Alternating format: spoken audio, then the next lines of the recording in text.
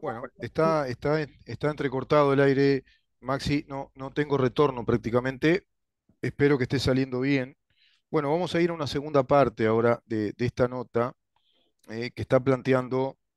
a la ley de caducidad como un instrumento jurídico inderogable, dado que la ley de caducidad es precisamente una renuncia a la pretensión procesal, tomándose en cuenta que nuestro Estado es persona jurídica, de acuerdo a lo que establece el artículo 21 de una ley muy importante, de una ley prácticamente madre de orden público después de la Constitución. El Código Civil es la ley que formula institutos jurídicos claves, interpretando a la Constitución, perfectamente constitucional, nuestro Código Civil, y establece que nuestro Estado es persona jurídica. Por lo tanto, esa ficción jurídica, esa universalidad, mejor dicho, esa universalidad que concibe el derecho, es decir, esa entidad de la persona jurídica, que es comparable a una persona física en cuanto a que tiene derechos y obligaciones, es un centro de imputabilidad de derechos y obligaciones, es un centro de intereses, bueno, tiene precisamente ese derecho facultativo, tiene ese interés, ese derecho facultativo de renunciar a su pretensión procesal. De ahí que como sujeto de derecho renuncia a su legitimación procesal. Eso es lo que hizo el Estado uruguayo a través de la ley de caducidad a la pretensión punitiva del Estado, la ley 15.848. Vamos a ver si logramos ir ya rápidamente a una segunda parte, pero les decía que no se repara en nuestro sistema político, no se repara en la doctrina jurídica. Uruguay es un país que en ese momento es modelo en cuanto a soluciones jurídicas, en cuanto a instrumentos jurídicos para recomponer históricamente el Estado de Derecho después de aquel periodo oscuro, históricamente muy oscuro, de una embestida de grupos armados que unilateralmente perpetraron agresiones peligrosísimas organizadas contra nuestro Estado de Derecho, contra nuestra democracia y nuestra soberanía. Eso disponen artículos de la Constitución sabiamente y una ley sabiamente concebida, interpretando a la Constitución, sabiamente concebida por juristas como Claudio Williman, como Sturla, como juristas que fueron sumando también desde el Partido Colorado, bueno, se va a legislar y a promulgar esa ley de caducidad como un instrumento muy válido para conciliar, para acordar una pacificación nacional en lo político, en lo social, y permitir el andamiento del Estado de Derecho. Es realmente un capítulo de la historia digno de ser analizado, como también el capítulo posterior de la historia, que es ese gobierno terrorista de José Mujica, segundo gobierno del Frente Amplio, que es un gobierno en el cual se perpetraron muchos ilícitos, muchas ilegalidades legisladas y a su vez muchas inconstitucionalidades legisladas, entre las cuales se encuentra esa ley interpretativa derogatoria de la ley de caducidad, falazmente derogatoria, falsamente derogatoria, porque te repito, una renuncia a la pretensión procesal no se puede derogar porque es un modo excepcional de concluir un juicio. Artículo 227, numeral 1, numeral 2 del Código General del Proceso, y es un principio además general o universal del derecho procesal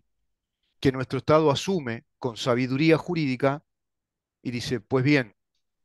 a los integrantes de aquellas Fuerzas Armadas que en el cumplimiento de órdenes pudieran haber cometido delitos, pero fue bajo el cumplimiento de órdenes, según la doctrina de la seguridad nacional en una dictadura, como perdonamos a estos terroristas, y vaya que los perdonamos con una ley de amnistía, a los que mataron, asesinaron, robaron, atentaron contra el país y lo amenazaron directamente al país con instalarnos un régimen comunista de prosapia soviética, instalar un socialismo marxista-leninista, como perdonamos a esos delincuentes, a esos terroristas organizados, que incluso los amnistiamos, pero que además los indemnizamos patrimonialmente.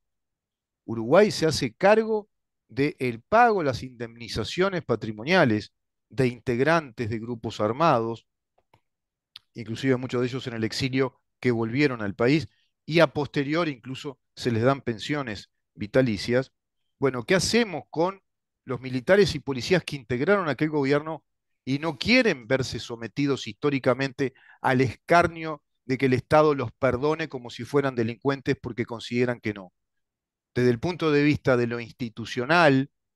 las Fuerzas Armadas y la policía como instituciones en aquel régimen de facto excepcional, en aquella dictadura, te repito, dispositivo que se va a dar desde el artículo 31 y el artículo 168, se va a instalar,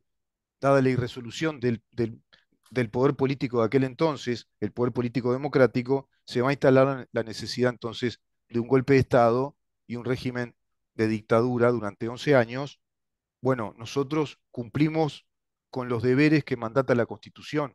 Si alguien cometió, que seguramente sí, atropellos, excesos, bueno, nosotros no queremos institucionalmente ser perdonados porque no tenemos nada, no tenemos que pedir perdón. No se nos tiene que perdonar por nada. Eso se les decía a los integrantes de los partidos históricos de aquel entonces y dieron con este instrumento muy sabio. Artículo 31 de la Constitución: la seguridad individual no podrá suspenderse sino con la anuencia de la Asamblea General o estando ésta disuelta o en receso de la Comisión Permanente y en el caso extraordinario de traición o conspiración contra la patria, y entonces solo para la aprehensión de los delincuentes sin perjuicio de lo dispuesto en el artículo 17, en el inciso, perdón, 17 del artículo 168. ¿Se dan cuenta? ¿Se dan cuenta? Y en el caso extraordinario de traición o conspiración contra la patria, y entonces solo para la aprehensión de los delincuentes sin perjuicio de lo dispuesto en el inciso 17 del artículo 168, que establece directamente promulgar una ley de seguridad del Estado. Eso es lo que hizo Uruguay y a posteriori, con ley de amnistía y con ley de caducidad, buscó pacificar política y socialmente. Todo esto desde un instrumento jurídico constitucionalmente válido, jurídicamente con fuente de producción de validez jurídica, como lo es la Constitución, a través inclusive de un artículo muy específico, el artículo 85 en su numeral tercero. Fíjense que con el gobierno de Mujica esto se lo tira abajo, y al tirar abajo esta ley de caducidad, se rompe con ese pacto político, se rompe con todo ese pacto de pacificación social, se desequilibra la balanza y se rompe con algo clave para el Estado de Derecho, generando un pésimo antecedente, como lo es romper con la seguridad jurídica, con la seguridad jurídica. Si te parece, Maxi, vamos a una pausa y retomamos entonces este planteo con la segunda parte que dejamos grabada para el día de hoy, porque me parece muy importante, dado que me entero que 4 integrantes más de las Fuerzas Armadas fueron a Domingo Arena. Marche preso, marche preso, marche preso, marche preso. 4 integrantes más. Se va a agrandar inclusive ese bochornoso instituto de reclusión, Domingo Arena, gastando dinero, Uruguay desobedeciendo a la seguridad jurídica, desobedeciendo a la renuncia de una pretensión procesal de nuestro Estado de Derecho, porque un terrorista en su gobierno terrorista como José Mujica decidió derogar esa ley que buscaron los izquierdistas de todas maneras, por todas las vías derogarla, que fue por las vías directas del referéndum y el plebiscito, cuando eso eran mecanismos inconstitucionales, porque no se puede por ninguna vía derogar una renuncia a la pretensión procesal como lo hizo nuestro Estado. Vamos a una pausa, Maxi, si te parece, y retomamos esa segunda parte. Bueno, ahora tercera parte después de esta, ¿no?